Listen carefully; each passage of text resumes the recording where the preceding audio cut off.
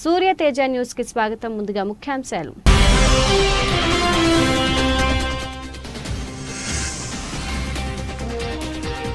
Green లో ఢీకొట్టుకున్న రైళ్లు, 26 మంది మృతి.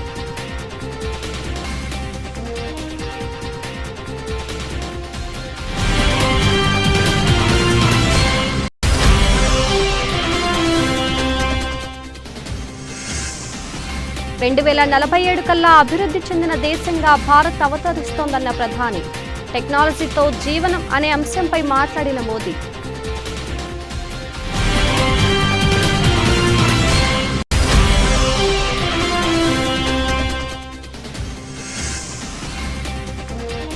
నార్సింగి శ్రీ చైతన్య కాలేజ్లో విషాదం. ఫస్ట్ ఇయర్ స్టూడెంట్ ఎన్ సాత్విక్ ఆత్మహత్య.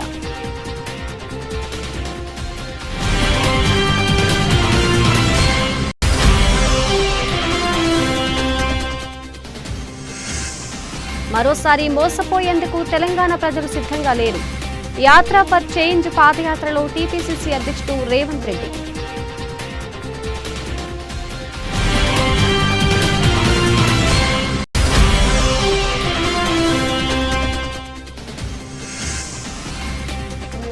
పరువు కోసం ఆసీస్ ఆరాటం. డబ్ల్యూటీసీ ఫైనల్ బెర్త్ కోసం భారత్ పోరాటం.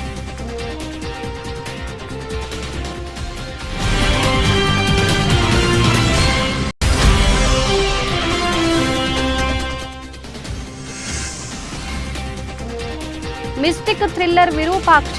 శరవేగంగా షూటింగ్ జరుపుకుంటున్న మెగా మల్టీ స్టారర్.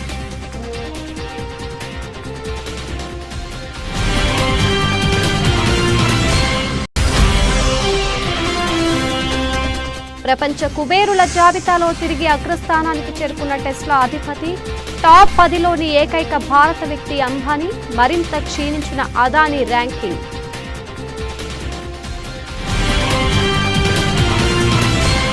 గ్రీన్ లో ఘోర రైలు ప్రమాదం జరిగింది. 2 రైళ్లు ఢీకొన్న సంఘటనలో ఇప్పటి వరకు 26 మంది దుర్మరణం చెందగా 85 మందికి పైగా గాయపడ్డారు. ఘటనా స్థలంలో సహాయక చర్యలు కొనసాగుతున్నాయి. క్షతగాత్రులను అధికారులు ఆసుపత్రికి తరలించారు. ఈ రైలు ప్రమాదం తెస్సా, లారిస్సా నగరాల మధ్య ప్యాసింజర్ రైల్, గూడ్స్ రైలు ఢీకొట్టుకున్నాయి. దీంతో చాలా బోగీలు పట్టాలు తప్పగా మరో బోగీలకు మంటలు అంటుకున్నాయి. ప్యాసింజర్ రైల్లో ప్రయాణిస్తున్న ప్రయాణికులు పెద్ద సంఖ్యలో ప్రాణాలు కోల్పోయినట్లుగా భావిస్తున్నారు. ఇప్పటి వరకు 16 మంది మృతదేహాలను వెలికితీయగా 85 మందికి పైగా గాయపడిన వారిని ఆసుపత్రికి తరలించారు. ఇందులో 25 మంది పరిస్థితి విషమంగా ఉంది. ప్రస్తుతం ప్రమాదానికి సంబంధించిన వీడియోలు సోషల్ మీడియాలో వైరల్గా మారాయి. 2047 నాటికి అభివృద్ధి చెందిన దేశంగా భారత్ అవతరించేందుకు సాంకేతికత ఉపయోగపడుతుందని ప్రధానమంత్రి నరేంద్ర మోదీ అన్నారు. సాంకేతిక విప్లవ ప్రయోజనాలను ప్రజలకు చేరువ చేసేందుకు అవసరమైన మౌలిక సదుపాయాల కల్పనకు ప్రభుత్వం కృషి చేస్తుందని తెలిపారు.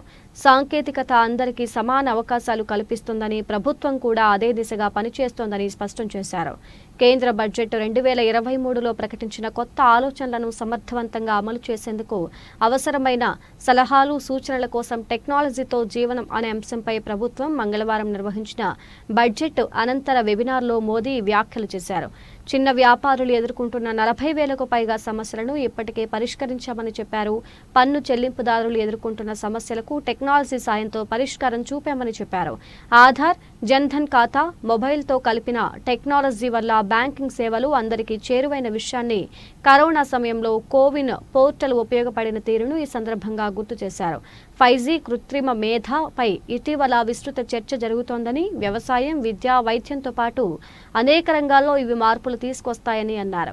సూక్ష్మ, చిన్న, మధ్య తరహా పరిశ్రమల వర్గాలు ఎదుర్కొంటున్న సమస్యలపై దృష్టి సారించాలని పిలుపునిచ్చారు.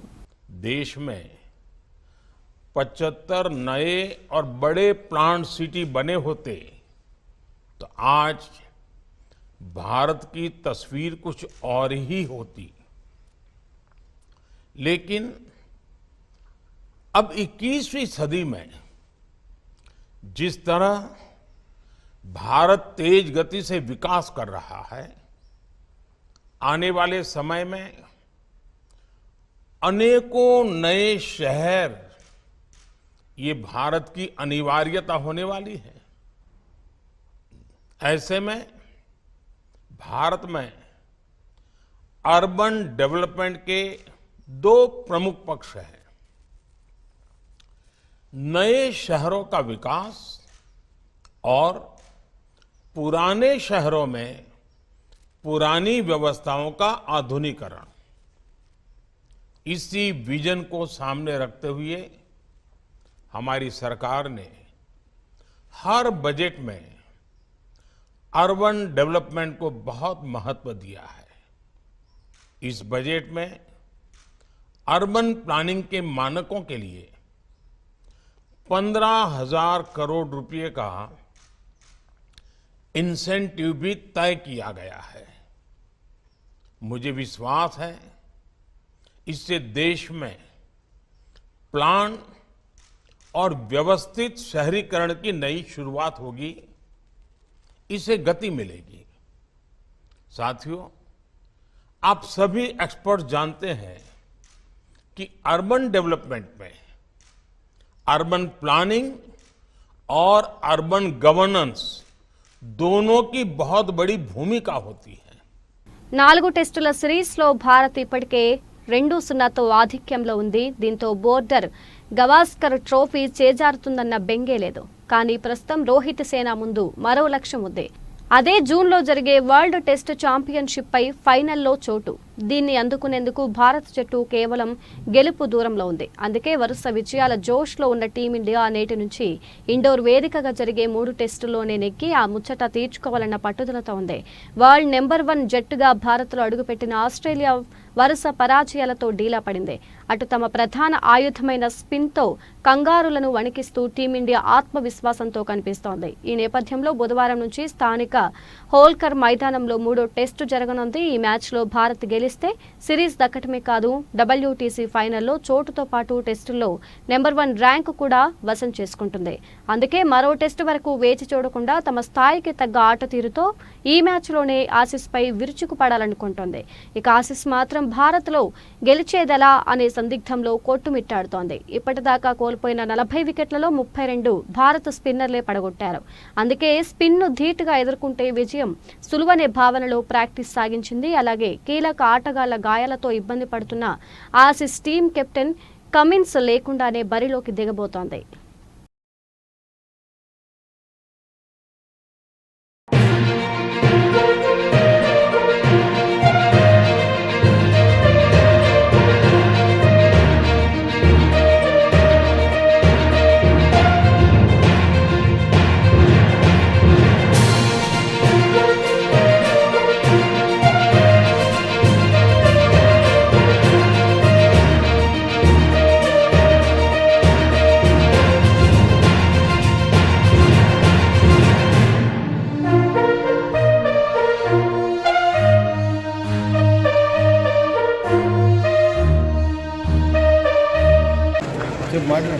నా పేరు షణ్ముఖ్, నా ఫ్రెండ్ పేరు సాత్విక్.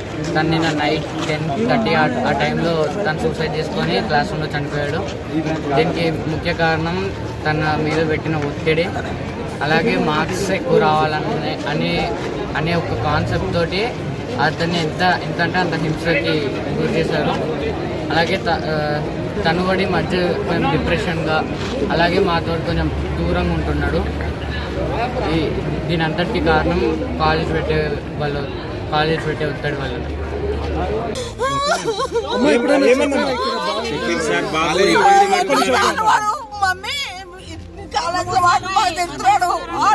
అంటే పోనీ బిడ్డ ఒకరు తనుకోకు, నీ అంతలో నా పిల్లలకి సంపాదించుకున్నా కానీ వచ్చి అడిగితే కూడా ఇంత రెస్పాన్స్ కడుపులో పెట్ట తంతారంట సార్ వాళ్ళు. నోటికి వచ్చినట్టు మాట్లాడతారంట.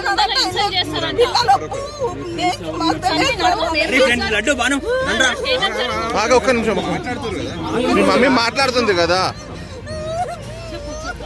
పొద్దున 4 గంటలకు కాలేజ్ కాల్ చెప్పి స్టూడెంట్స్ పవర్ వీళ్ళు ఫ్రెండ్స్ ఆగిర్రు. మొత్తం కాలేజ్ క్యాంపస్ కాలేదన్న వీడియోలో నాకు స్టూడెంట్ లోపలికి వెళ్తే నాకు వాడు పైనుంచి వేవ్ ఉంది వెళ్ళిపోండి లేకపోతే తీసి ఇచ్చేస్తామని చెప్పి నాకు వార్నింగ్ ఇస్తున్నాడు అన్న. వాడు నరేష్ అనే వ్యక్తి పట్టుకుంటే పారిపోయాడు అన్న. వాడు హాస్టల్ ఇన్ఛార్జ్ అంటే మొత్తం వాడు పట్టుకుంటే పారిపోయాడు. ఇదన్న వ్యవస్థ.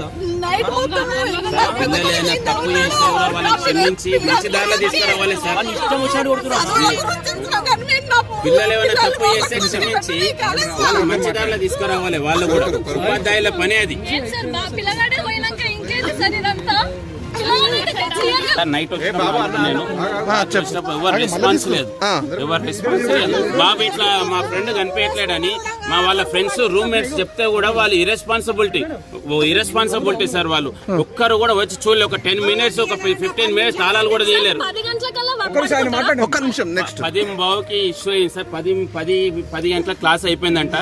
మా సాయిధరం తేజ్ కథానాయకుడిగా నటిస్తున్న మిస్టిక్ థ్రిల్లర్ విరూపాక్ష శ్రీ వెంకటేశ్వర సినీ చిత్ర సుకుమార్ రైటింగ్స్ సంస్థలు నిర్మిస్తున్నాయి. ఈ చిత్రం ద్వారా కార్తీక్ దండు దర్శకుడిగా పరిచయం అవుతున్నాడు.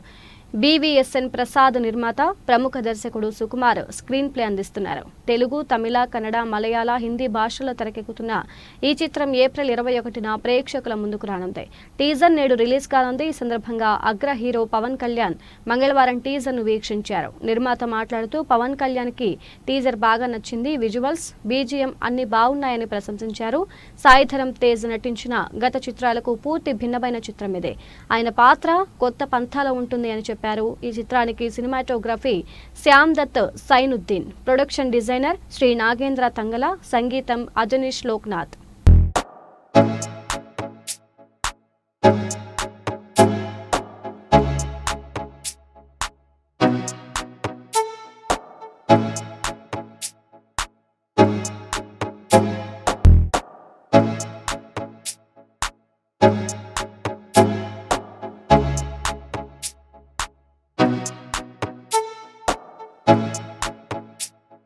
టెస్లా, ట్విట్టర్ వంటి ప్రముఖ అంతర్జాతీయ కంపెనీల అధిపతి ఎలాన్ మస్క్ ప్రపంచ కుబేరుల జాబితాలో మళ్లీ అగ్రస్థానానికి ఎగబాకారు. Bloomberg billionaires real time index ప్రకారం ఫిబ్రవరి 28 నాటికి మస్క్ వ్యక్తిగత ఆస్తి మరో $698 కోట్ల మేర పెరిగి $18,700 కోట్ల ఎగబాకింది. దాంతో ఆయన బెర్నార్డ్ అర్నోను వెనక్కి నెట్టి నెంబర్ 1 స్థానాన్ని తిరిగి కైవసం చేసుకున్నారు. గడిచిన కొన్ని రోజుల్లో టెస్లా షేర్లు భారీగా పుంజుకోవడం ఇందుకు దోహదపడింది. ఈ ఏడాదిలో అప్పటి వరకు మస్క్ ఆస్తి $5,010 కోట్ల పెరిగింది. కాగా లగ్జరీ ఫ్యాషన్ ఉత్పత్తుల తయారీ గ్రూప్ LVMH యజమాని బెర్నార్డ్ అర్నో $18,500 కోట్ల సంపదతో రిచ్ లిస్ట్లో 2వ స్థానానికి పరిమితమయ్యారు.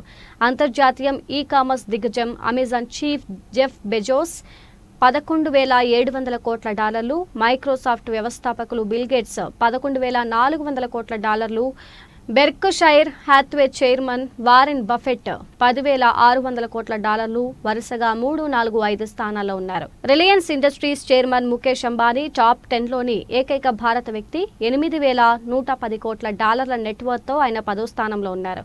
కాగా హిండెన్బర్గ్ నివేదిక దెబ్బకు భారీగా సంపద కోల్పోయిన గౌతమ్ అదానీ 32వ స్థానానికి జారుకున్నారు. ఆయన ఆస్తి మరో $218 కోట్ల మేర తగ్గి $3,770 కోట్ల పడిపోయింది. ఈ ఏడాదిలో అత్యధిక సంపద నష్టపోయిన బిలియనీర్ అదానీయే. ఈ ఏడాదిలో ఇప్పటి వరకు ఆయన $8,280 కోట్ల ఆస్తి కోల్పోయారు. కేసీఆర్ కు తెలంగాణ ప్రజలు 2 సార్లు అవకాశం ఇచ్చారు. మరోసారి అవకాశం ఇచ్చి మోసపోయేందుకు తెలంగాణ ప్రజలు సిద్ధంగా లేరు అని టీపీసీసీ అధ్యక్షుడు రేవంత్ రెడ్డి అన్నారు. యాత్ర ఫర్ చేంజ్ పాదయాత్రలో భాగంగా మంగళవారం భూపాలపల్లి నియోజకవర్గం పరిధిలోని కాసింపల్లి గ్రామం నుంచి భూపాలపల్లి వరకు పాదయాత్ర నిర్వహించారు. అనంతరం భూపాలపల్లి అంబేద్కర్ చౌరస్తాలో నిర్వహించిన స్ట్రీట్ కార్నర్ మీటింగ్లో ప్రసంగించారు. పండిట్ జవహర్లాల్ నెహ్రూ గారు దేశ స్వాతంత్ర్యం కోసం 10 ఏళ్లు జైల్లో ఉన్నారు. ఇందిరాగాంధీ దేశ సమగ్రత కోసం ప్రాణాలర్పించారు. రాజీవ్ గాంధీ 18 ఏళ్ల యువతకు ఓటు హక్కు కల్పించడంతో పాటు దేశానికి కంప్యూటర్లను పరిచయం చేశారు. ఆయన కూడా దేశ సేవలో ప్రాణాలు విడిచారు. వారి వారసత్వాన్ని పునికి పుచ్చుకున్న రాహుల్ గాంధీ విచ్ఛిన్నకర శక్తుల నుంచి దేశాన్ని రక్షించడం కోసం, ప్రజలకు భరోసా ఇవ్వడం కోసం కన్యాకుమారి నుంచి కశ్మీర్ వరకు 150 రోజులు 4,000 కిలోమీటర్లు పాదయాత్ర చేశారు. ఇందిరమ్మ రాజ్యంతోనే తెలంగాణలోని 4 కోట్ల మంది ప్రజలకు ఉజ్వల భవిష్యత్తు ఉంటుందని రాహుల్ గాంధీ ఇచ్చిన సందేశంతో ఈ నెల 6న మేడారం నుంచి పాదయాత్ర ప్రారంభించాను. కొత్త రాష్ట్రంలో కోతుల గుంపు చేరి దోచుకుంటుంది. కాంగ్రెస్ కార్యకర్తలు గెలిపించిన ఇక్కడి ఎమ్మెల్యే దొరగడిలో గడ్డి తినేందుకు పార్టీ ఫిరాయించారని తెలిపారు.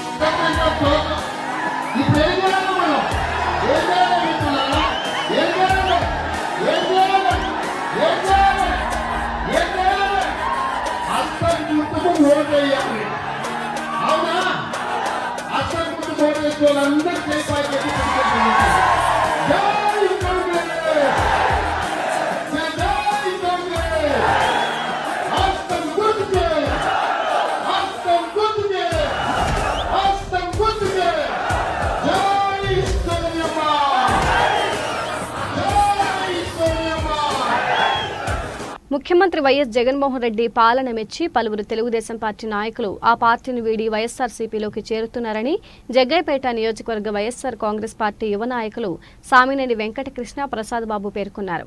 మంగళవారం నాడు జగ్గయ్యపేట నియోజకవర్గం నందిగామ మండలం జొన్నలగడ్డ గ్రామానికి చెందిన గడ్డం ప్రభుదాసు, గూగులోతు కృష్ణానాయక్, బత్తుల వెంకటేశ్వర్లు వారి కుటుంబ సభ్యులతో కలిసి ప్రతిపక్ష తెలుగుదేశం పార్టీని వీడి వైఎస్ఆర్సీపీలోకి చేరారు. ఈ సందర్భంగా సామినేని వెంకటకృష్ణ ప్రసాద్ బాబు వారికి పార్టీ కండువాలు కప్పి పార్టీలోకి ఆహ్వానించారు.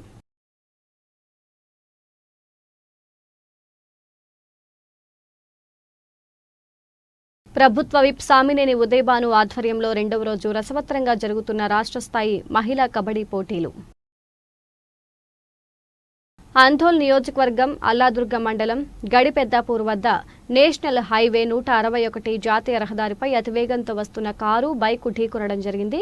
బైక్ పైన వెళ్తున్న వ్యక్తికి తీవ్ర గాయాలయ్యాయి. రామ్సన్పల్లి తండా చెందిన లంబాడి గోపాల్ వయస్సు 32 తన వ్యవసాయ పొలం చేసుకుని వెళ్తుండగా ఈ సంఘటన జరిగినట్లు స్థానికులు చెప్పారు. గాయాలపై అయిన గోపాల్ను అల్లాదుర్గు ఎస్ఐ ప్రవీణ్ రెడ్డి మరియు పోలీస్ సిబ్బంది, నేషనల్ హైవే సిబ్బంది గాయాల పాలైన గోపాల్ను అంబులెన్స్లో జోగిపేట ప్రభుత్వ హాస్పిటల్కు తరలించారు.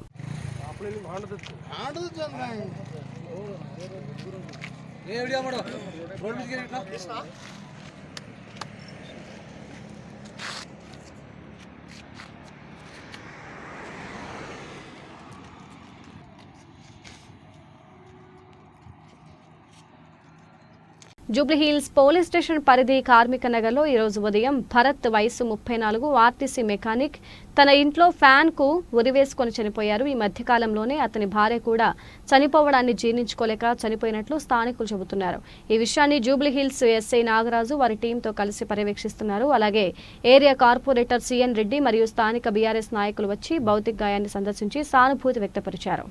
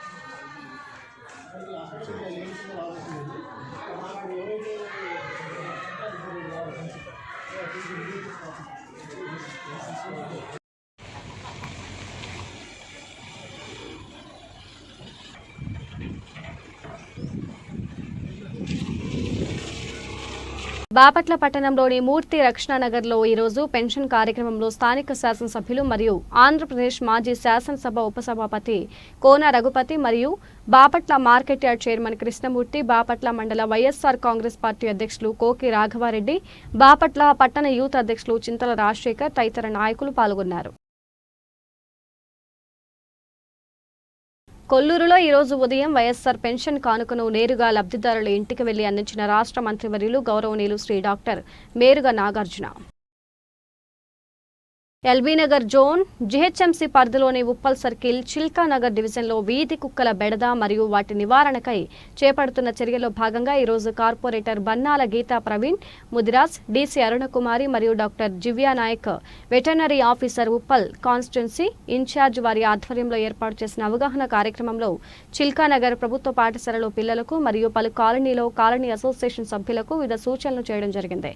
కార్పొరేటర్ బన్నాల గీతా ప్రవీణ్ ముదిరాజ్ మాట్లాడుతూ ఒకటో వీధి కుక్కలను చూసి పరిగెత్తడం, నిద్రిస్తున్న కుక్కలను ఆహారం తింటున్నా, నీరు తాగుతున్న పిల్లలతో ఉన్న తల్లి కుక్కలను తరిమి కొట్టడం వంటి పనులు చేయకూడదు. వీధి కుక్కల తోక లాగటం, కట్టెలు రాళ్లతో కొట్టడం, కళ్ళల్లోకి దీర్ఘంగా చూడటం లాంటివి చేయటం వలన కుక్క కాటుకు గురయ్యే అవకాశం ఉంది. మిగిలిన ఆహార పదార్థాలు మరియు మాంసపు వ్యర్థాలు ఎక్కడ పడితే అక్కడ వేయటం వలన వీధి కుక్కలు గుంపులుగా జమయ్యే అవకాశాలున్నాయి.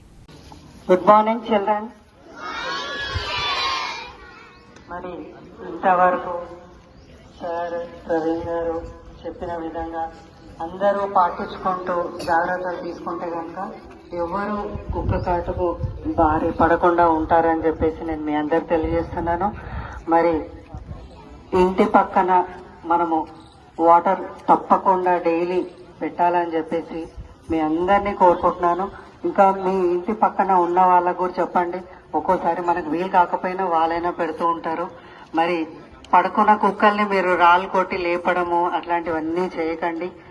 ఎందుకంటే వెళ్తూ రోడ్డు పైన అందరినీ మరొకసారి రిక్వెస్ట్ చేస్తా ఉన్నాను. మనం ఆల్ ఆఫ్ ఏ సడన్ పిల్లలందరికీ చెప్పడం వల్ల వాళ్ళకి ఒక 50% or 70% ఎంత అర్థమైనా కూడా మీరు కూడా రెగ్యులర్ గా పిల్లలకి క్లాసెస్లలో ఇంటికి వెళ్లేటప్పుడు మాత్రం జాగ్రత్తగా కుక్కలతో అని చెప్పేసి కొంచెం ఈ సమ్మర్ అయ్యేంత వరకు కొంచెం రెగ్యులర్ గా పిల్లలకి మీరు వాచ్ చేస్తూ ఉండండి.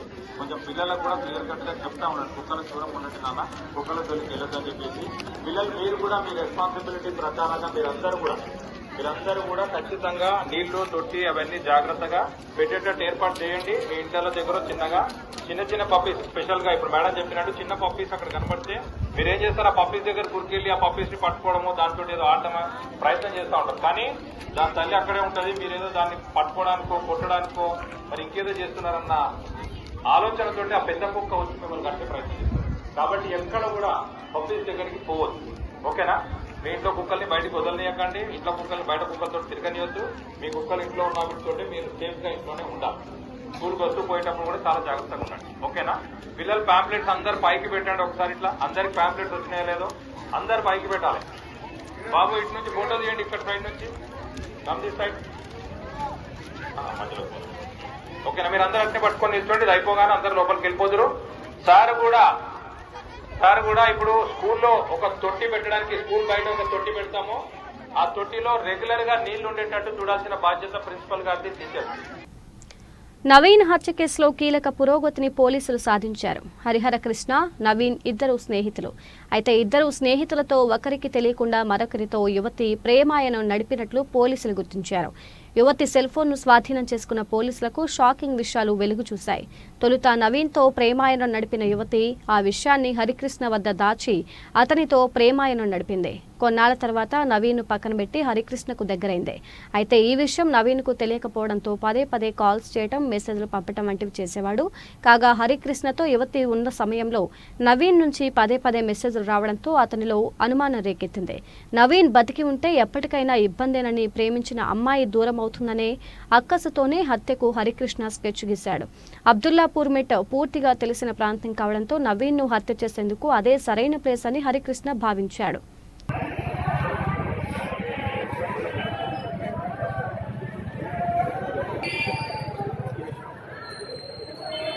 బులెటిన్ ముగించే ముందు ముఖ్యాంశాలు మరోసారి.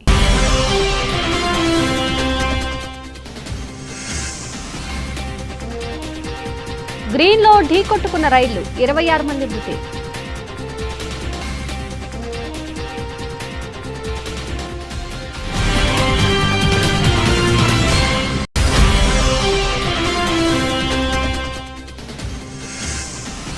రెండు 2047 కల్లా అభివృద్ధి చెందిన దేశంగా భారత్ అవతరిస్తోందన్న ప్రధాని. టెక్నాలజీతో జీవనం అనే అంశంపై మాట్లాడిన మోదీ.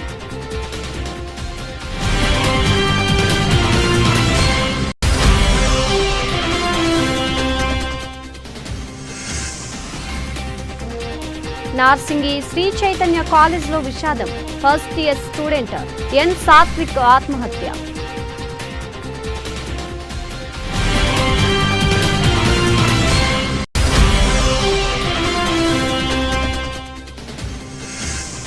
మరోసారి మోసపోయేందుకు తెలంగాణ ప్రజలు సిద్ధంగా లేరు. యాత్ర ఫర్ చేంజ్ పాదయాత్రలో టీపీసీసీ అధ్యక్షుడు Revanth Reddy.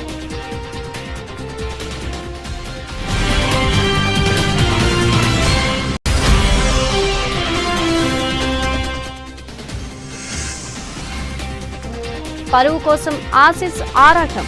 WTC final berth కోసం భారత్ పోరాటం.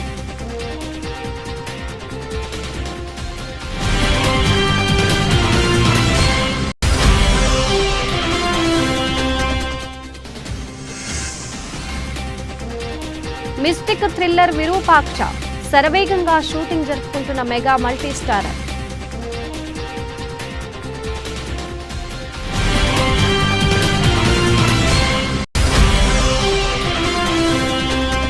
ప్రపంచ కుబేరుల జాబితాలో తిరిగి అగ్రస్థానానికి చేరుకున్న టెస్లా అధిపతి.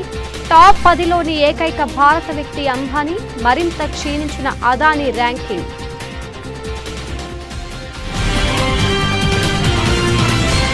ఇవి బులెటిన్ అప్డేట్స్. మరో బులెటిన్లో మళ్ళీ కలుద్దాం. అంతవరకు సెలవు. నమస్తే.